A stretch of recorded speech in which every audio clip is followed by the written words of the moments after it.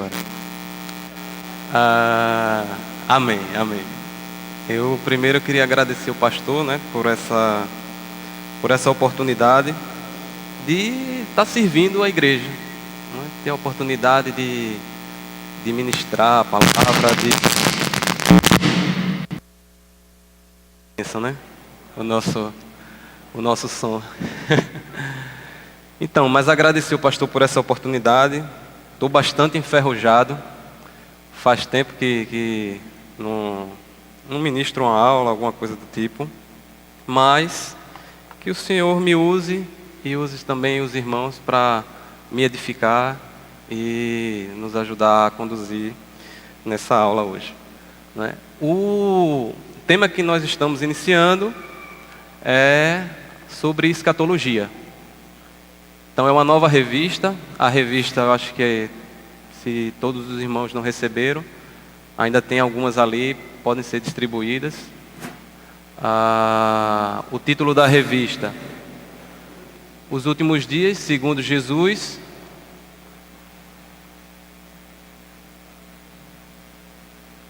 E já falhou de novo aqui. Não pegou.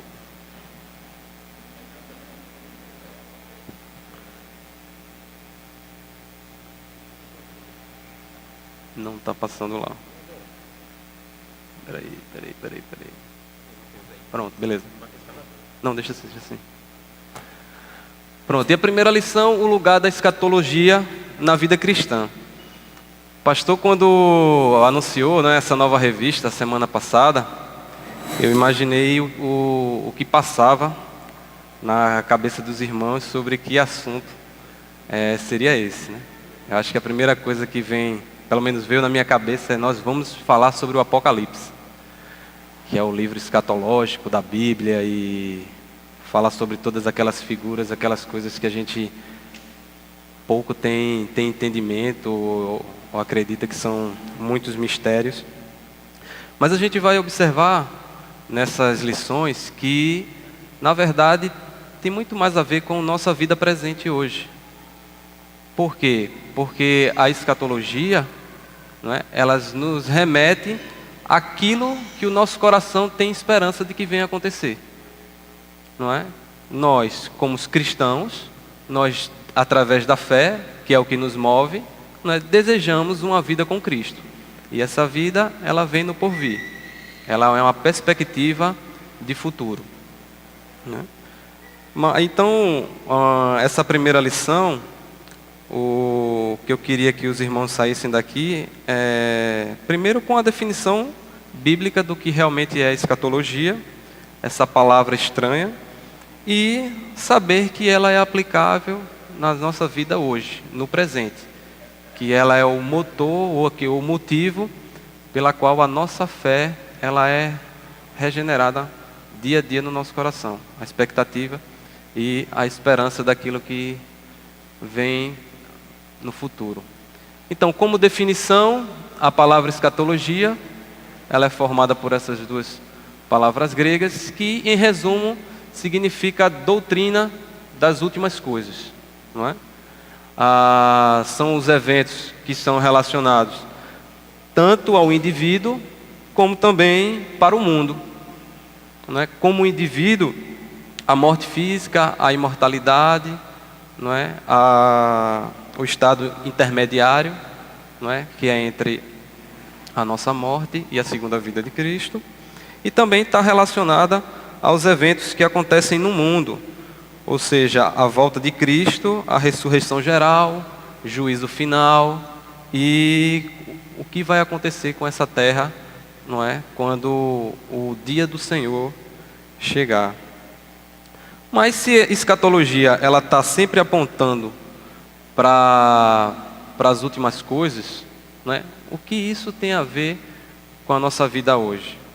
O que se torna prático no nosso dia a dia de hoje é falar sobre coisas que estão lá no futuro, não é? Então, a escatologia, ela vai ser, como eu vinha falando, aquilo que move a nossa fé. Por que nós somos cristãos? Por que resolvemos viver para adorar um Deus, para adorar a Cristo, a quem nós não conhecemos fisicamente ou pessoalmente, nossos olhos não viram? Por que nós cremos em algo que aconteceu lá no passado e que está nos apontando para uma vida futura, né, na qual isso ainda não é palpável na vida da gente? Então, estudar sobre as coisas escatológicas, ou seja, as coisas que apontam para o futuro, né, é uma motivação para a nossa fé. O Espírito Santo, que hoje está no nosso coração, é aquele que nos motiva, né, é o gerador da nossa fé, para que nós cremos que as promessas que aconteceram no passado, com a primeira vinda de Cristo, elas hão de se cumprir na sua segunda volta, ou quando, digamos assim, quando morrermos e passarmos a viver com Jesus. Então, é isso que a escatologia, ela vai nos doutrinar, não é? Ela vai nos dar um padrão daquilo que nós devemos crer, e isso gera segurança para as nossas vidas, não é? E o interessante é que quando a gente está falando de escatologia, e a primeira coisa que veio na minha cabeça foi justamente, vamos falar do Apocalipse, né? Eu acho que é a curiosidade de todos, né? É aquilo que a gente tem o desejo de dia a dia estar lendo, e às vezes, quando é explicado para a gente uma vez, com o tempo a gente esquece e a gente quer aprender de novo. Mas engraçado é que o texto base para a nossa lição não está no Apocalipse, né? O texto base é o texto lá de Pedro, 1 Pedro, que ele diz o seguinte: antes santificai a Cristo como Senhor em vosso coração, estando sempre separados para responder a todo aquele que vos pedir razão da esperança que há em vós, fazendo todavia com mansidão e temor, com boa consciência, de modo que naquilo que falam contra vós outros, fiquem envergonhados os que difamam o vosso bom procedimento em Cristo. Porque, se for da vontade de Deus, é melhor que sofrais por praticardes o que é bom, do que praticando o que é mal. O que é que esse texto tem a ver com escatologia? Exatamente aquilo que eu gostaria que os irmãos guardassem da lição de hoje, não é? Que quando a gente estuda, quando a gente se dedica a entender e a compreender a palavra de Deus, a gente está santificando a Cristo, não é, em nosso coração, não é? Se doutrinando, conhecendo a sua palavra. E isso para que possamos responder, não é, a todo aquele que pedir razão da esperança que há em nós. Qual é a nossa esperança? A nossa esperança é em algo lá no futuro. Então, precisamos nos capacitar, não é, santificar Cristo em nossas vidas, para que possamos ser habilitados como cristãos a responder todo aquele que pedir razão da esperança que nós temos. Porque nós somos movidos pela esperança, não é? Não por algo terreno, mas sim por aquilo que a gente anseia que o Senhor há de nos dar lá no futuro.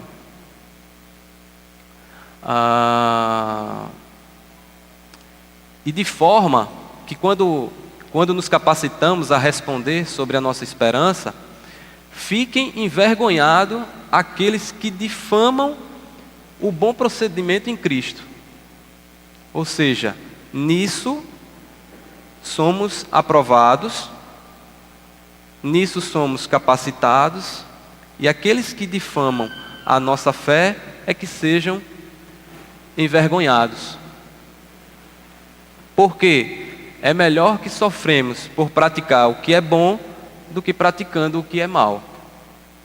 Então é essa a mensagem, não é, que a escatologia ela nos ensina para que a gente viva o nosso presente, sendo capacitados, não é, no entendimento de que tudo aquilo que é esperança nas nossas vidas, lá no futuro, possamos estar ensinando e respondendo àqueles que nos questionam sobre a nossa fé.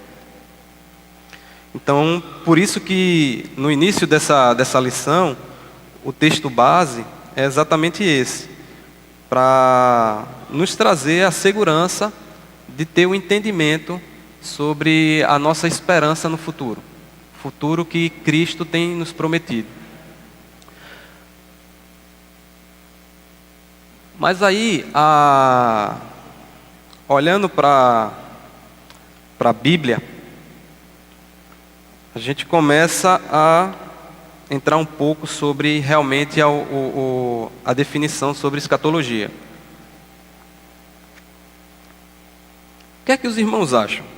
Escatologia, ela só está presente na Bíblia, no Apocalipse, ou em livros como Daniel, né, que apesar de ser um livro do Antigo Testamento, ele fala muito sobre os últimos dias, sobre a vinda do Senhor. O que é que os irmãos acham? Existe escatologia também no Antigo Testamento? A gente consegue ter uma base para defender uma perspectiva de futuro cristão, também lendo os livros do Antigo Testamento? Sim, né? A escatologia do Antigo Testamento, ela tem uma característica diferente do Novo Testamento. E é isso que eu gostaria que os irmãos me ajudassem a entender nesse instante. Como a gente tem alguns textos para a gente ler aqui, e aí para que vocês possam me ajudar hoje na aula, eu queria que os irmãos também me ajudassem a ler alguns textos aí, que a gente puder abrir o livro em Gênesis 3, capítulo 15, ou Gênesis 3, versículo 15. Aquele que abrir primeiro aí possa ler.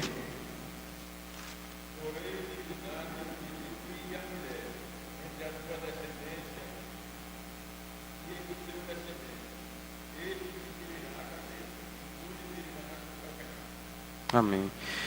Então, logo no início de Gênesis, logo no início, a gente já recebe e consegue entender uma promessa. A promessa, uma expectativa de que um Redentor, ele virá. Então, na conversa entre Deus e a mulher, ele já colocou ali uma promessa.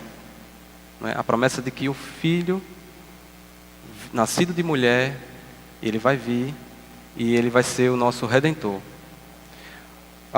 Outro texto que eu queria que os irmãos abrissem, Gênesis 26, o verso 3 e o verso 4. Quem puder abrir aí e ler. Ele também vai...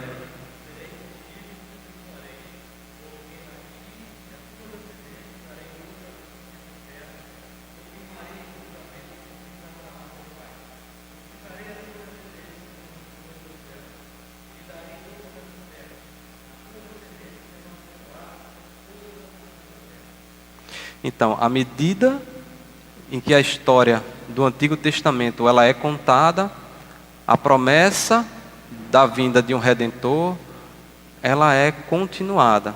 Ela foi passada para Abraão, a Isaac, a Jacó, de Jacó a Judá, de Judá a Davi, e a linhagem da vinda de Jesus Cristo, ela foi contada na vida do povo de Israel.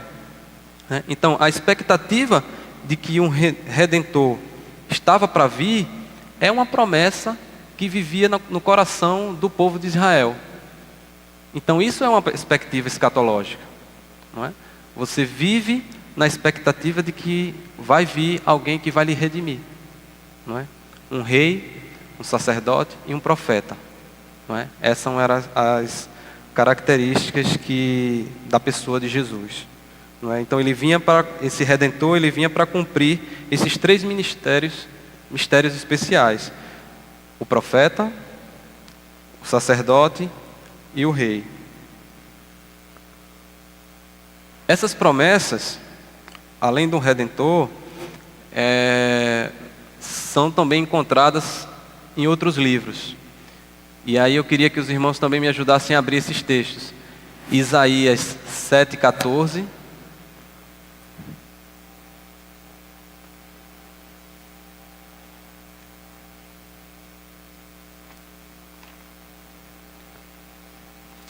Quem abriu aí pode ler, né?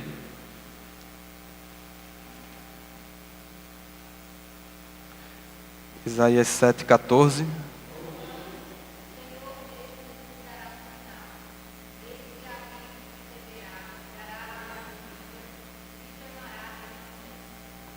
Emanuel, ou seja, Deus conosco, não é? Isaías 9,6, virando uma página.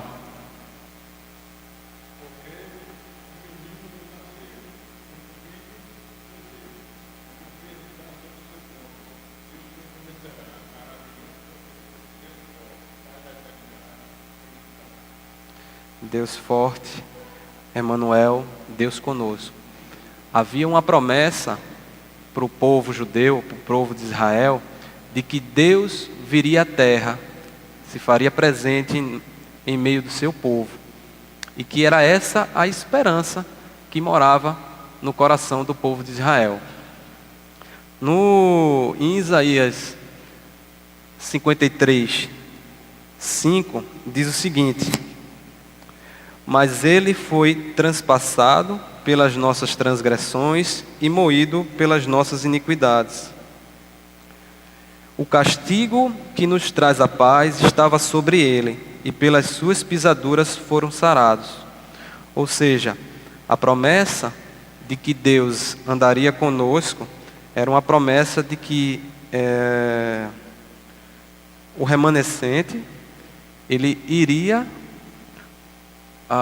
restaurar a Israel. Ou seja, havia também uma perspectiva de perdão pelos pecados. E aqui nesse texto de Isaías, capítulo 53, ele vai descrever exatamente aquilo que Jesus passou naquele momento ali de cruz. Então ele foi transpassado pelo quê? Pelas nossas transgressões. Ele foi moído pelo quê? Pelas nossas iniquidades. O castigo que estava sobre ele é aquele que vai nos trazer a paz. Então, pelas suas pisaduras, fomos sarados. Então, podemos observar que a perspectiva escatológica que existia no Antigo Testamento era uma perspectiva que foi se cumprida em Jesus. Havia uma perspectiva da vinda de um Redentor, de que Deus andaria conosco e de que os nossos pecados, ou seja, o pecado do povo de Israel, ele seria perdoado. Além dessas perspectivas escatológicas sobre a vinda de Jesus, havia também alguns textos que descreviam o dia do Senhor. O texto de Joel, do capítulo 2, do verso 28 ao 32, diz o seguinte: Joel 2, 28 a 32, acerca sobre o dia do Senhor.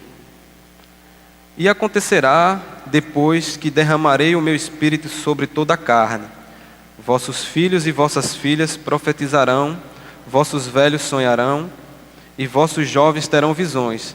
Até sobre os servos e sobre as servas derramarei o meu espírito naqueles dias.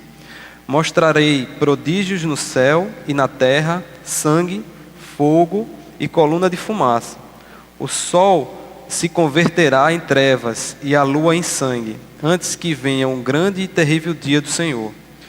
E acontecerá que todo aquele que invocar o nome do Senhor será salvo, porque no Monte Sião e em Jerusalém estarão os que forem salvos, como o Senhor prometeu, e entre os sobreviventes aquele que o Senhor chamar. Então a gente também vem aqui uma promessa, algo que estaria por vir como sendo o dia do Senhor, ou seja, um dia de juízo, um dia onde vai acontecer a salvação daqueles que foram chamados pelo Senhor, e também vai haver fogo, sangue e coluna de fumaça pelos que não estavam sendo escolhidos. Não é? Outra promessa que a gente também pode encontrar no Antigo Testamento é referente aos novos céus e a nova terra, também lá no livro de Isaías. Interessante é que tudo isso gerava uma expectativa no povo de Israel, não é? Uma perspectiva totalmente escatológica, totalmente voltada para aquilo que há de vir, há de acontecer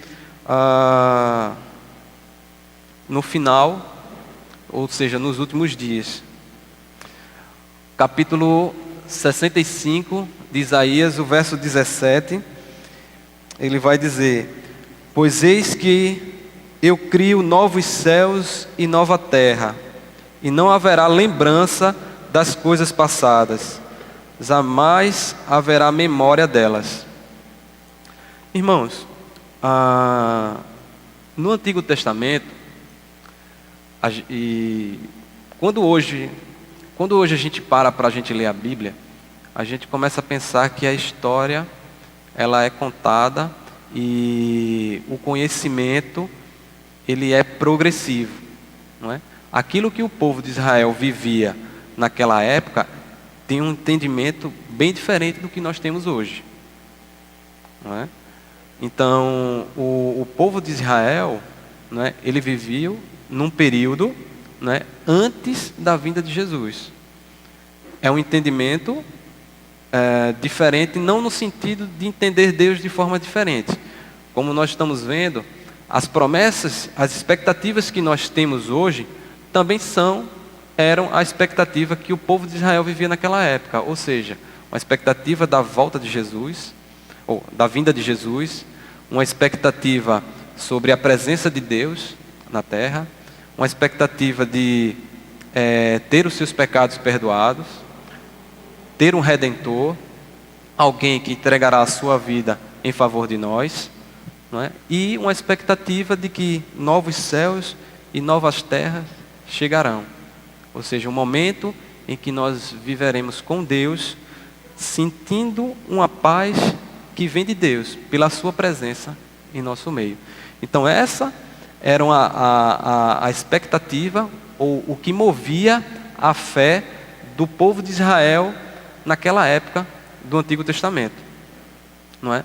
E isso é o que nós entendemos sobre uma visão de futuro, não é? Uma visão escatológica no Antigo Testamento.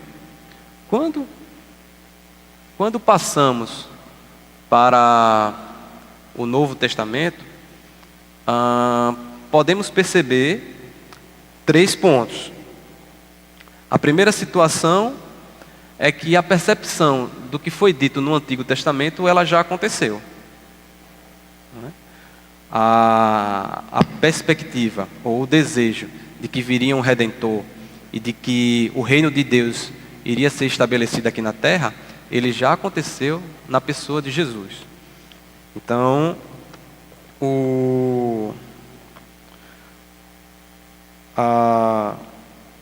a vinda de Jesus Cristo, ela veio para cumprir as promessas, não é, que foram ditas no Antigo Testamento. O segundo ponto que a gente pode observar é que no Antigo Testamento, ao mesmo tempo, era falado como se fosse uma coisa só. Com a chegada do Novo Testamento, hoje, nós podemos perceber que aquilo que era dito no Antigo Testamento, na verdade, se tratava de 2 estágios. O estágio que nós podemos chamar de presente hoje, porque hoje nós vivemos numa condição onde Jesus já veio, não é? recebemos o nosso Espírito Santo e temos uma condição de cristão diferente do Antigo Testamento. Mas ainda não acabou. O fim ainda não veio. Então existe também uma era por vir, né? Que no Antigo Testamento podemos perceber que era como se fosse tratado tudo junto. Ou seja, a vinda de Jesus, o estabelecimento do reino, as promessas se cumprindo, juízo final, novos céus, não é? E aí por isso que o conhecimento ele é progressivo, não é? Hoje, no Novo Testamento, nós podemos perceber que as promessas que foram colocadas no Antigo Testamento, ela se refere a 2 estágios diferentes. Um estágio que já foi cumprido, que é a volta de Jesus, o estabelecimento do reino de Deus, porque o estabelecimento do reino de Deus, ele foi cumprido na pessoa de Jesus. Nós já recebemos o Espírito Santo, ou seja, nossos pecados já foram perdoados, não é? Jesus não precisa vir para morrer de novo, ele vai vir para ter a consumação final. Então, no Novo Testamento, o primeiro ponto, a gente percebe que muito do que foi dito no Antigo Testamento se cumpriu. No Novo Testamento, a gente observa também que as promessas se referiam a 2 estágios diferentes. E o terceiro ponto existe sim uma relação entre esses 2 estágios, não é? Tem uma figura aqui que pode nos ajudar a ter esse entendimento.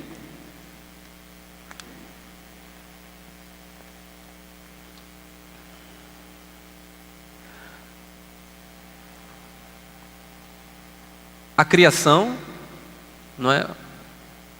A constituição aqui de Adão e Eva iniciou uma era que chamamos de era passada, ou aquilo que aconteceu no Antigo Testamento. Primeira vinda de Cristo, muitas promessas daquilo que foi cumprido, daquilo que foi dito aqui no Antigo Testamento, ela se cumpriu nessa primeira vinda e se estabeleceu esta era que nós chamamos de presente. Nós vivemos nessa época, ou seja, aquilo que a Bíblia chama de os últimos dias, o fim das eras. Mas esta era ainda não é o fim. Ou seja, ainda existe uma segunda vinda de Cristo. E é o que a Bíblia chama de a era por vir. E aí eu queria que os irmãos abrissem num texto, que no texto de Lucas, no verso do capítulo 18,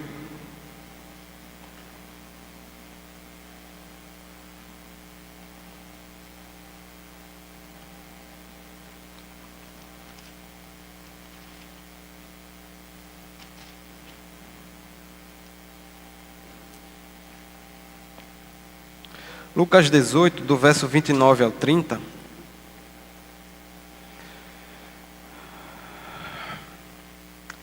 Jesus está respondendo a alguns questionamentos. Ele diz: respondeu-lhe Jesus: em verdade vos digo que ninguém há que tenha deixado casa, ou mulher, ou irmãos, ou pais, ou filhos, por causa do reino de Deus, que não receba no presente muitas vezes mais, e no mundo por vir, a vida eterna. São textos como esses que nos mostram que a existência de 2 eras. Aquilo que é presente hoje e aquilo que é expectativa no futuro. Então, no Novo Testamento, compreendemos que aquilo que os escritores do Antigo Testamento pareciam representar como um movimento único, ele é entendido como envolvendo 2 estágios. A era messiânica, que é o período em que Jesus veio e até a sua segunda vinda, e essa que é chamada de era por vir. Tem outro texto que eu queria que os irmãos abrissem, que está lá em Hebreus, no capítulo 9.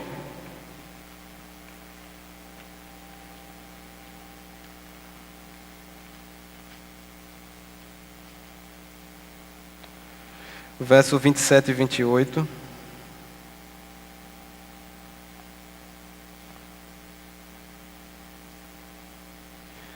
Ele diz o seguinte, Hebreus 9, 27 e 28.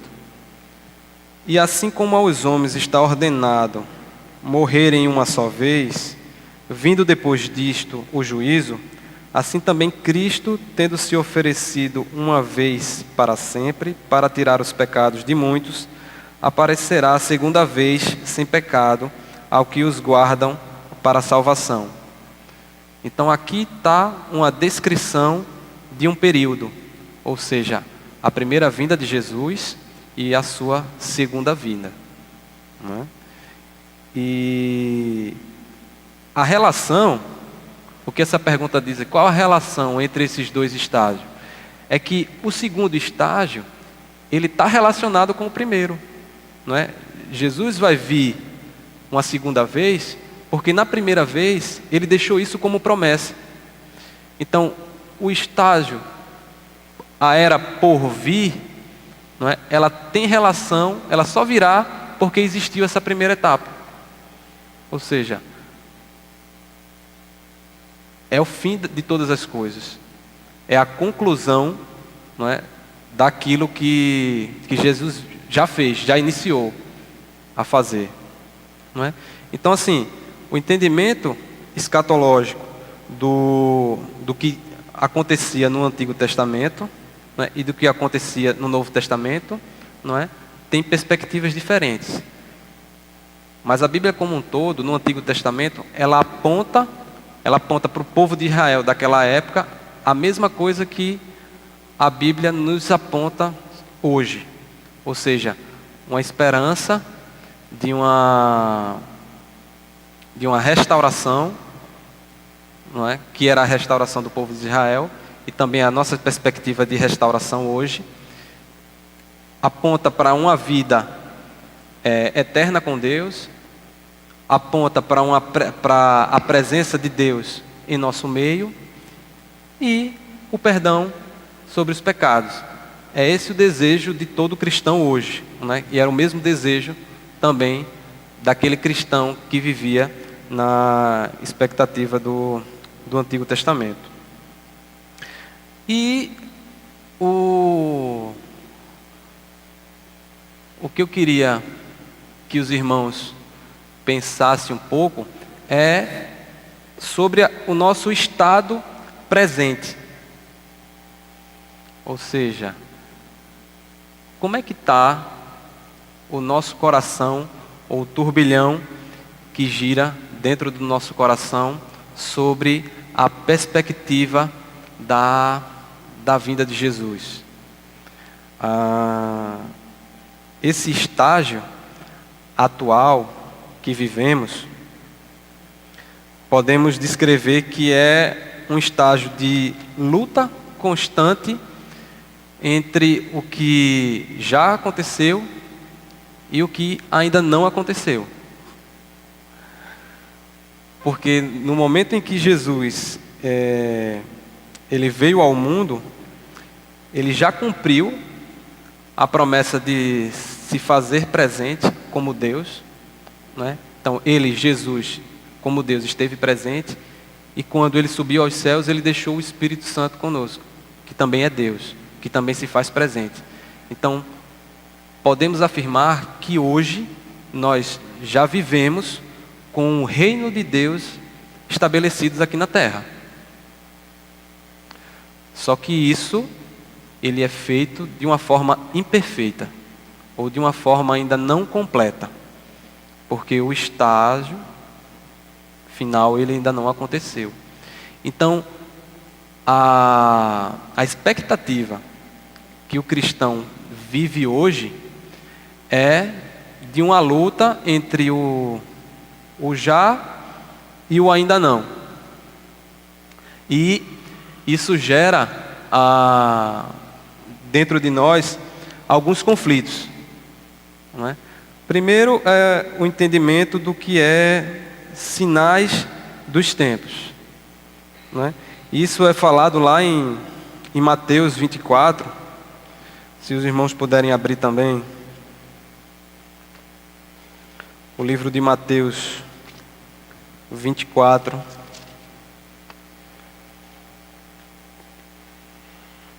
o versículo 14.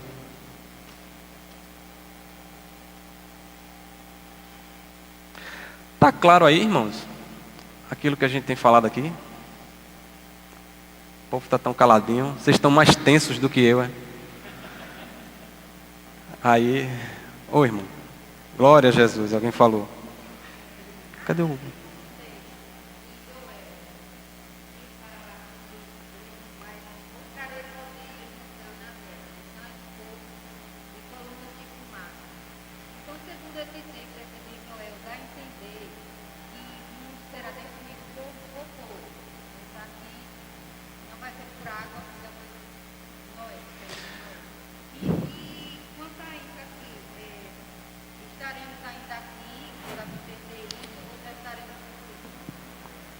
Então, exatamente aquilo que a gente estava vendo no Antigo Testamento, que ele junta tudo, não é? Como a gente estava vendo que que o conhecimento ele era progressivo, então há como se fosse uma junção de que tudo iria acontecer ao mesmo tempo, não é?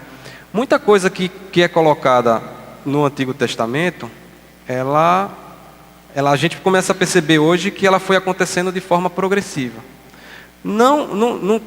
Joel não está afirmando que o último dia ele há de se encerrar com fogo, não é? Mas que isso acontece nos últimos dias. Existe uma diferença entre o que é os últimos dias e o que é o último dia, não é? O que Joel fala: mostrarei prodígios no céu e na terra, sangue, fogo e colunas de fumaça. Ele está se referindo ao período que é conhecido como os últimos dias, que é o período que nós estamos vivendo hoje. E isso se refere a guerras, isso se refere a esse conflito, não é, que hoje existe entre o homem e o próprio homem, não é? Então, o que Joel está se referindo aqui é esse período, ao período chamado de os últimos dias, que é o que a gente está vivendo hoje. Ele não está declarando que o último dia, e é o que a gente está, é o que eu queria mostrar aqui nessa figura, não é? Que no Antigo Testamento havia um entendimento que isso aqui iria acontecer de uma coisa só, de uma vez só, não é? Quando as profecias elas são esclarecidas no Novo Testamento, a gente consegue separar o que é os últimos dias do que é realmente o último dia que Deus está se referindo.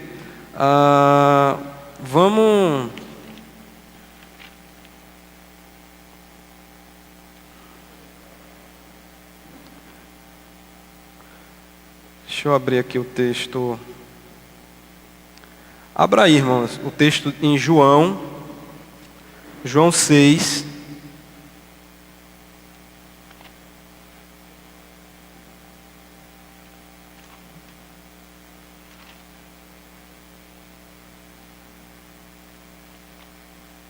Deixa eu só abrir aqui, viu?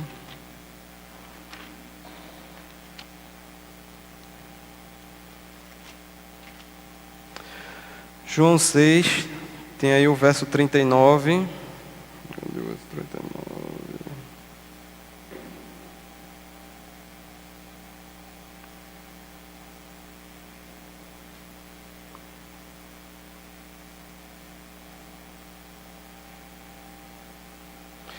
Ele diz: e a vontade de quem me enviou é esta, que nenhum eu perca de todos os que me deu. Pelo contrário, eu o ressuscitarei no último dia. Não é? Aqui faz uma referência específica ao último dia, ou seja, o dia de juízo final. No 40 ele continua: de fato, a vontade de meu Pai é que todo homem que vi o Filho e nele crer tenha a vida eterna, e eu ressuscitarei também no último dia. Então, a gente começa a perceber que no Novo Testamento, ele começa a fazer separação sobre aquilo que era dito no Antigo Testamento, sobre a fase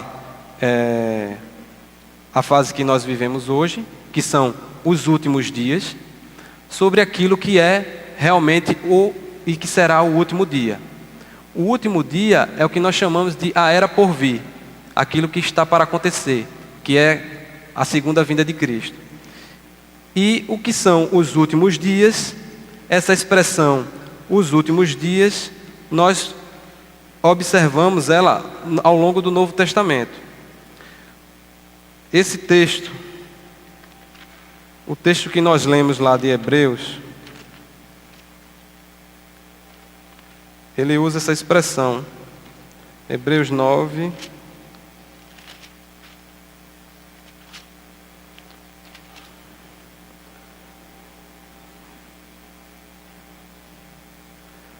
Hebreus 9, 26 fala: ora, neste caso seria necessário que ele tivesse sofrido muitas vezes desde a fundação do mundo. Agora, porém, ao se cumprirem os tempos, se manifestou uma vez por todas para aniquilar pelo sacrifício de si mesmo o pecado. Ou seja, essa condição de tempo que o texto ele coloca é exatamente aquilo que Joel vinha falando sobre os últimos dias.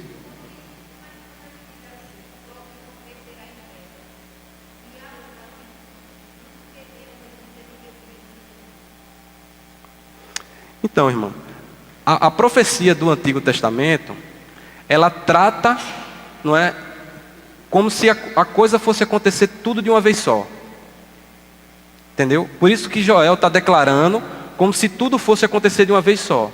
Só que quando a gente passa para o Novo Testamento, a gente começa a perceber que existe uma divisão aí, que tudo não vai acontecer de uma vez só, não é? Que não vai chegar simplesmente, Jesus vai vir e a coisa vai acontecer o final de todos os tempos. Na profecia de Joel, está colocada como se fosse tudo junto. Está colocada como se isso fosse acontecer tudo junto, não é? Imagine vivendo no Antigo Testamento, não é?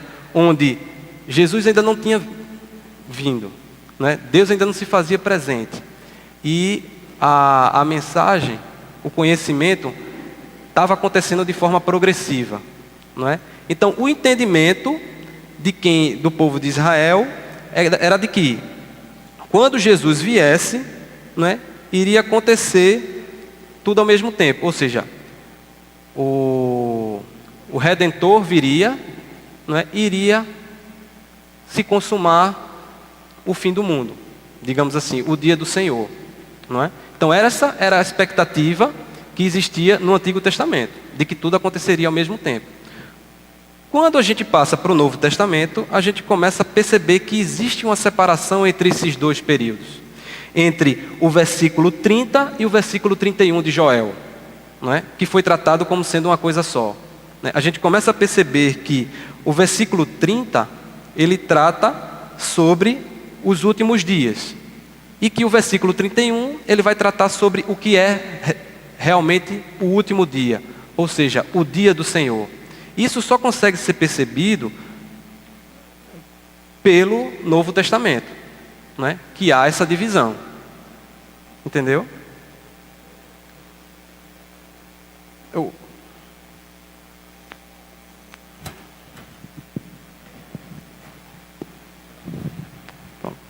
Irmãos.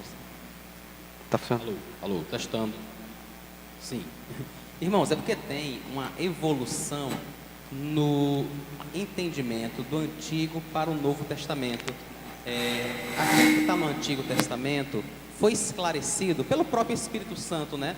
A essa evolução de entendimento no processo da revelação. Muito daquilo que foi colocado no Antigo Testamento foi esclarecido de uma melhor forma no Novo Testamento. O autor aos Hebreus, logo no comecinho, no primeiro capítulo, ele diz assim: tendo Deus outrora falado aos nossos pais pelos profetas, nesses últimos dias nos falou pelo Filho, que é a palavra definitiva. Então vejam, houve toda uma evolução no processo de Deus se revelar e se manifestar ao homem, até que veio Cristo, que é a própria palavra. Ele mesmo é a própria palavra.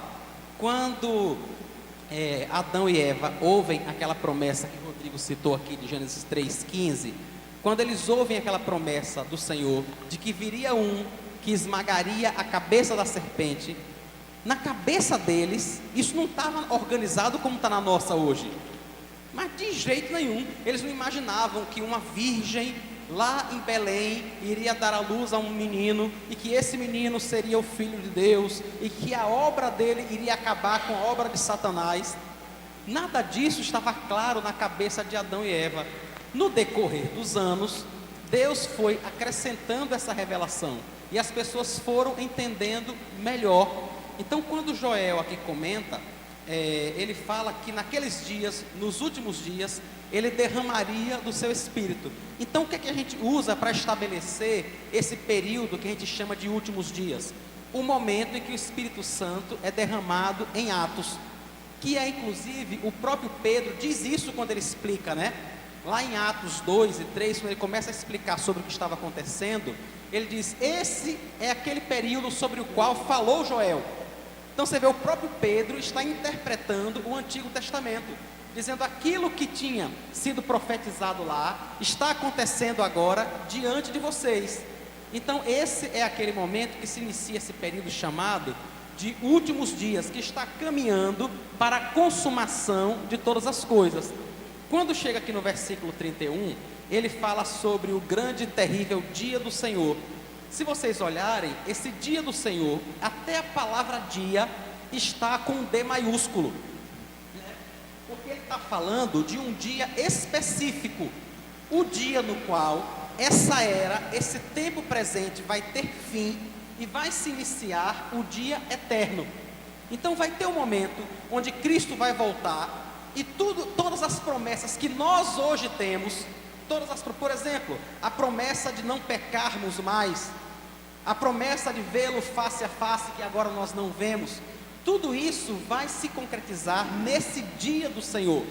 Então nós estamos vivendo esses últimos dias, caminhando gradativamente para esse dia final, que vai acontecer, esse dia com D maiúsculo, né? Esse que é o grande e terrível dia do Senhor, quando haverá o julgamento final de todo o pecado, a restauração de toda a natureza, e que nós viveremos para todo sempre com o Senhor a partir desse dia, a partir desse momento. Então, como é que aconteceu isso? Do Antigo para o Novo Testamento tem essa evolução na revelação, que vai acabar, que vai findar, que vai parar no Novo Testamento. Agora, o que é que nós fazemos? Nós nos esforçamos para entender aquilo que já foi revelado. É isso que a gente faz na escola dominical, né? É isso que a gente faz no culto à noite, é isso que a gente faz quando estuda a Bíblia, é tentar entender tudo aquilo que já foi revelado. Não tem mais revelação. A revelação para quando há o fechamento do cânon, mas de Gênesis para Apocalipse há todo um processo de evolução nessa revelação. E agora há o nosso esforço para tentar entender tudo aquilo que foi revelado, até chegar o dia do Senhor, quando nós vamos entender muito mais, né? Isso aí. Amém. Então, irmãos, sobre o que nós vivemos hoje, não é? Então, hoje vivemos num período entre que Jesus já veio, não é? Então, já aconteceu, e aquilo que ainda é esperança em nossa vida. Então, existe dentro de nós um conflito entre o já e o ainda não, não é? O que eu queria que os irmãos percebessem é que lá em Mateus 24, quando vai se falar sobre os sinais dos tempos, né, onde é tratado o sermão profético, Mateus 24, ele fala sobre a destruição do templo, sobre o princípio das dores, sobre a grande tribulação, sobre a vinda do Filho do Homem, e a gente começa a perceber, não é, nessa evolução do conhecimento bíblico, de que existe a fase conhecida como os últimos dias e que existe aquilo que é o último dia. Os últimos dias, ele é acompanhado, é a nossa fase atual, e ele é acompanhado por esses sinais dos tempos. Eu queria ler com os irmãos apenas o versículo 24. Mateus 24, versículo 14. Desculpe, Mateus 24, 14. Ele diz: e será pregado este evangelho do reino por todo o mundo para testemunho a todas as nações. Então virá o fim. Ou seja, o que é que a gente pode perceber aí? Perceber que a pregação do evangelho, ele é um sinal dos últimos dias, não é? Antes que venha o último dia, o evangelho ele precisa ser pregado. Isso também nos mostra que não vai acontecer tudo junto. Ou seja, não vai ser no mesmo dia em que o evangelho vai ser pregado e o mundo vai chegar ao fim, mas sim que sinais, não é, vão sendo mostrados de que aquele período é o período chamado de os últimos dias. Ou seja, a partir do momento em que Jesus veio, não é, e estabeleceu o reino de Deus, iniciou o período conhecido como os últimos dias. A partir do momento que Jesus vier pela segunda vez, esse é o último dia. É o dia da consumação final. É o dia em que a história, não é, ela terá um fim. Esse conflito que nós vivemos hoje, ele afeta diretamente a vida da igreja, né? A comunidade de pessoas, não é? Nós que somos criaturas, né, salvas, porque o nosso estado atual é um estado de salvação, então nós somos salvos, porém imperfeitos. E isso gera conflito, né? Por mais que o reino de Deus esteja sendo instaurado na terra, isso vai gerar conflito. Acompanhe comigo aí o livro de Gálatas, no capítulo 6, o verso 1.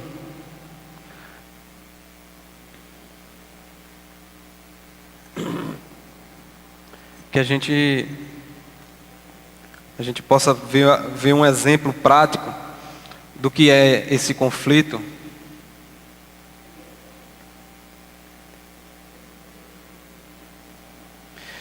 Gálatas 6, no versículo 1, ele diz o seguinte: irmãos, se alguém for surpreendido em alguma falta, vós, que sois espirituais, corrigiu com espírito de brandura e guarda-te para que não sejas também tentado. A gente faz isso? É assim que a gente repreende um irmão quando a gente encontra ele em pecado?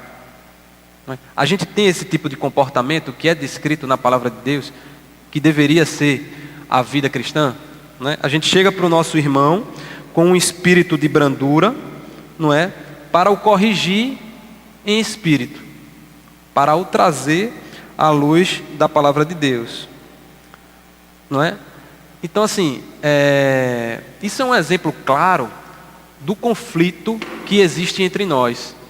Ou seja, nós somos santos, né? Somos perdoados, porém somos imperfeitos. Nós não conseguimos cumprir plenamente aquilo que é colocado na palavra de Deus, como ensino.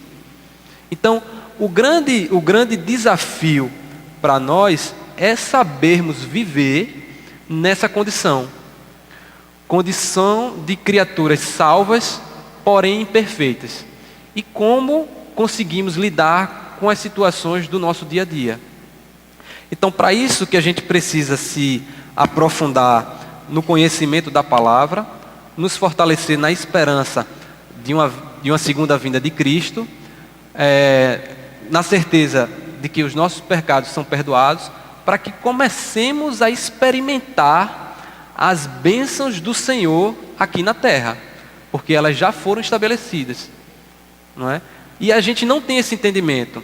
É por isso que muitas vezes a gente se questiona por que o justo sofre? Por que nós, se já somos salvos, por que ainda existe sofrimento para a gente? Se o reino de Deus ele já foi estabelecido, se a primeira vinda de Jesus já nos proporcionou isso, já nos encheu de bênçãos, por que a gente ainda sofre? Não é? Então, esse esclarecimento de que o sofrimento na vida do crente, ela é uma manifestação concreta de que ainda não se completou os últimos dias. O último dia, ele ainda não veio. Então, o sofrimento, ele nos esclarece isso. Ele nos traz esse entendimento de imperfeição, de que a terra, ela ainda não foi totalmente restaurada, por mais que tudo já tenha sido iniciado, não é? E outro aspecto que também nos mostra isso é o nosso comportamento com aquilo que nós chamamos de cultura. Ou seja, aquilo que a gente constrói aqui na terra, ela tem uma continuidade na vida eterna. Não é? Nós fomos criaturas feitas à semelhança de Deus. Então, tudo que nós geramos como arte, como criatividade, ela tem uma continuidade. Não é? E muitas vezes nós fazemos diferenciação, não é, daquilo que é obra do cristão e daquilo que é obra do não cristão. E, na verdade, nós esquecemos de que a graça de Deus, ela já está sendo estabelecida na terra. Então, aquilo que é declarado como verdade, não é, seja por um cristão ou não, ela provém de Deus. Não é? A gente tem que ter esse entendimento de que o reino de Deus ele já está estabelecido aqui na terra. Nós já desfrutamos disso. Então, somos pessoas abençoadas e privilegiadas, não é, por termos o Espírito Santo como sendo o nosso penhor de tudo aquilo que está para acontecer. Não é? Então, a palavra de Deus ela nos afirma isso. O Espírito Santo ele é o nosso penhor de tudo aquilo que a nossa esperança, não é, firmada do que é firmado no nosso coração. Então, a expectativa da conclusão da obra final de Jesus, ela está viva em nossos corações, porque é o Espírito Santo que faz esse selo. Então, assim, estamos iniciando esse estudo sobre escatologia, sobre a doutrina dos últimos dias, sobre a perspectiva de futuro do cristão, mas precisamos ter os olhos na nossa vida presente, porque isso é o reflexo da nossa fé, não é? Então, vamos estudar escatologia, vamos entender o que é milênio, o que são esses períodos, não é? O que é que acontece na segunda vinda de Cristo, não é? E os porquês disso tudo, mas precisamos ter os nossos olhos também no presente, no efeito que isso produz no nosso dia a dia hoje. Quer falar mais alguma coisa, pastor? Deixa eu passar.